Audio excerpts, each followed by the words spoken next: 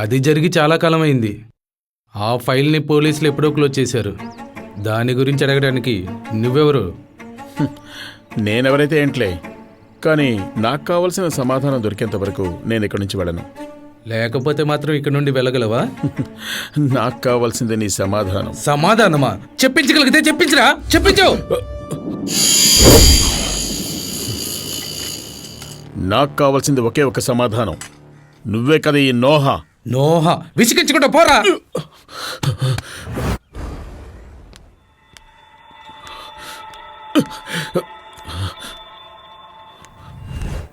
ఇంతమందితో fight చేయడం నా వల్ల కాదు, కానీ ముందు ఎవరు నా మీద చేయి వేస్తారో వాడి తలకే పగలగొడతా.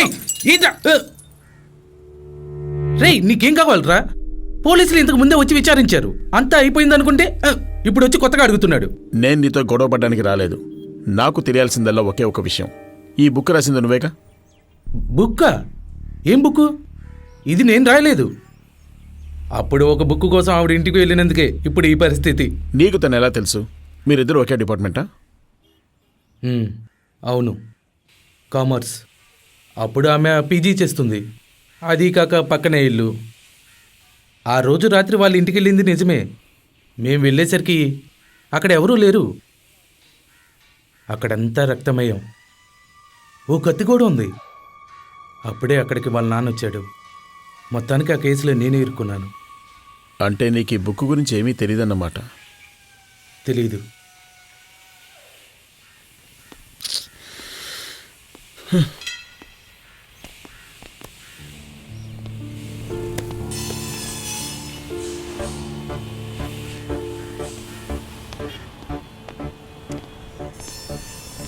మీరు ఏ కాలేజీలో చదివారు? Cent Alphonse.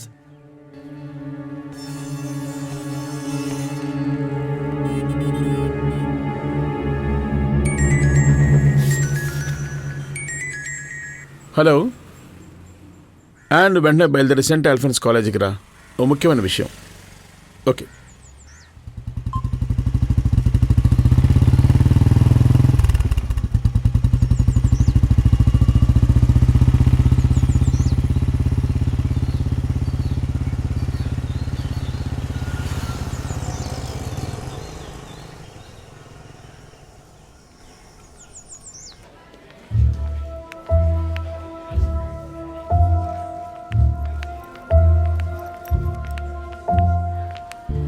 నన్నెందుకు ఇక్కడికి రమ్మన్నావు? మియా కూడా ఇక్కడే చదువుకుంది. నేను ప్రిన్సిపల్ గారిని కలవాలి. తన గురించి డీటెయిల్స్ ఏమైనా దొరుకుతాయేమో చూద్దాం. నువ్వేంటి పోలీసులు చేయాల్సిన పని చేస్తున్నావు? తప్పే ఉంది. నీకు హెల్ప్ కావాలంటే మాత్రం నేను కావాలి. కిరణ్ని కనిపెట్టావా? అతనేనా నోహా? ఏయ్, వాడు కాదు. అతను అబద్ధం చెప్పుంటే? అబద్ధం చెప్పుంటాడని నాకు అనిపించట్లేదు. అయినా ఇక్కడికి వచ్చి ఏం చేస్తావు? సంఘటన జరిగి చాన్నాళ్ళయింది కదా. ఇక్కడికి వచ్చి ఎవరిని అడగాలి? అన్నా, ఏంటి? చూడండి, మేము ప్రిన్సిపాల్ గారిని కలవడానికి వచ్చాం. మేమిద్దరం ఛానల్ వాళ్ళం. ఆయన ఆఫీస్ ఎక్కడ? ఆయన ఇక్కడ లేడు. ఏంటి సంగతి? కొన్ని సంవత్సరాల క్రితం ఇక్కడ చదివే ఒక అమ్మాయి మిస్ అయింది కదా, మియా ఫెర్నాండెస్. తన గురించి మేము ఒక ఫీచర్ తీస్తున్నాం. ఆ విషయాలు దొరకడం కొంచెం కష్టమే. అప్పుడు పాఠాలు చెప్పిన వాళ్ళు ఇప్పుడు ఎవ్వరూ లేరు. టీచర్స్ కానీ స్టాఫ్ కానీ ఇక్కడ ఎక్కువ రోజులు ఉండలేరు. ఇప్పుడు ఇక్కడ ప్రిన్సిపల్ గా ఉన్నారే, ఈ సంవత్సరంలో రెండో అతను. అవును, కామర్స్ డిపార్ట్మెంట్ ఎక్కడ? ఇదిగో ఇలా స్ట్రైట్ గా వెళ్ళండి. ఆ పక్కన కనిపిస్తుందే అదే. Thank you.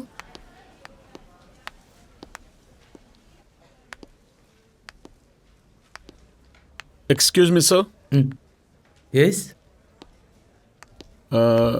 సో హెచ్ఓడి లేరా? సారు ఒక మీటింగ్లో ఉన్నారు. మీరు వెయిట్ చేయండి.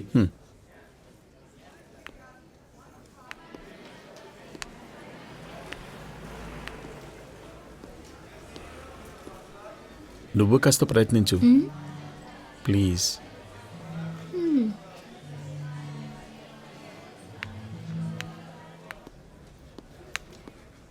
సార్,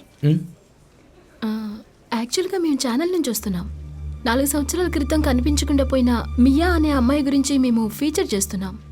మియా ఈ డిపార్ట్మెంట్లోనే ఉండేది, అందుకని హెచ్ఓడిని కలుద్దామని వచ్చాం. మియా?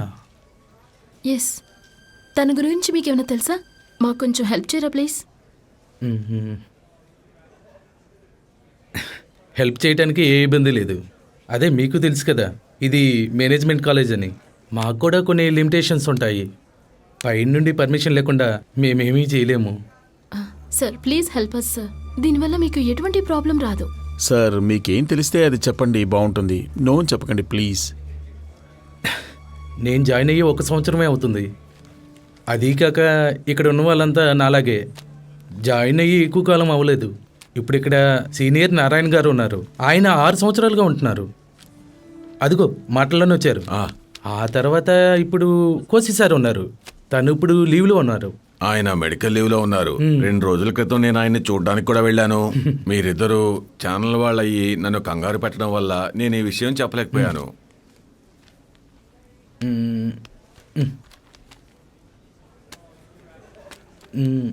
ఇది అప్పుడు చదివిన స్టూడెంట్స్ డీటెయిల్స్. ఇందులో మీయా డీటెయిల్స్ కూడా దొరుకుతాయి. మీకేం కావాలో చూసుకోండి.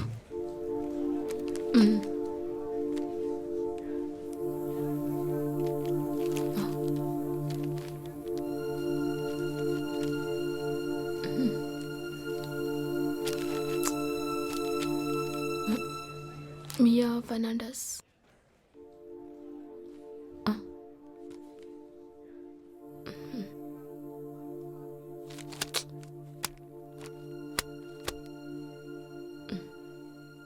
Okay sir.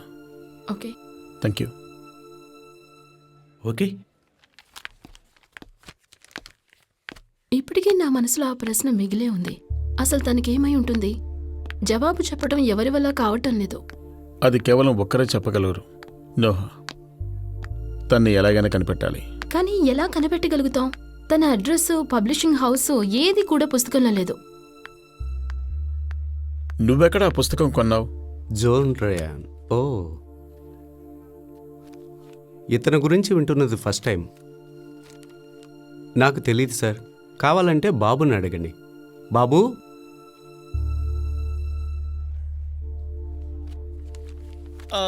కరెక్ట్గా నాకు గుర్తులేదు. కొద్ది రోజుల ముందే అతను బాగా వయసైన వాడే. అతను మాకు డబ్బులు ఇవ్వాల్సి నుండి ఈ పుస్తకాన్ని ఇక్కడ వదిలేశాడు.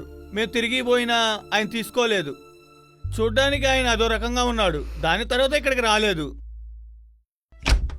రెడ్డి, నువ్వేం మాట్లాడుకో. దీని గురించి విచారించి ఏ ప్రయోజనం లేదు. Really it's waste of time. ఇప్పటికే ఎంతో కనుక్కున్నాను కదా. ఏం కనుక్కున్నావు? ఒకదానికి సంబంధం లేకుండా.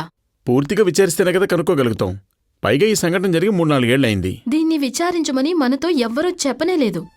అది కేవలం నవలే. ఇదంతా చెప్తే ఎవరూ నమ్మరు. మిగతా వాళ్ళ సంగతి అలా ఉంచు. నువ్వు నమ్ముతావా? లేదు.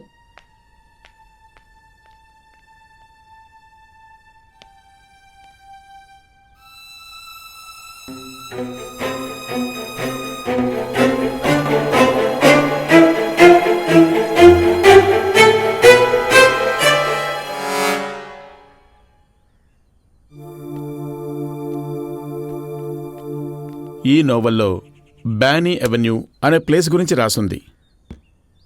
అక్కడ 23వ స్ట్రీట్ లోపల 23వ నంబర్ ఇంటి గుమ్మం ముందు ఒక చెట్టు కిందే జాన్ రయాన్ బాడీని పాతిపెట్టారు. అలాంటి ప్లేస్ ఈ సిటీ లోపల ఉంటే ఖచ్చితంగా మియా హత్యకు కారణమెవరో కనిపెట్టగలం. మనమింత తిరిగాం కదా ఫ్రెడ్డీ, నీకిది సరిపోదా? అలాంటి ఒక ప్లేస్ ఉండే అవకాశమే లేదు. అలా ఉన్నా సరే నీకు తెలిసే అవకాశమే లేదు. సరే, నువ్వన్నట్టు నా ఆలోచన తప్పై ఉండొచ్చు. కానీ ఇక ముందు నీ సహాయం నాకు అవసరం లేదు.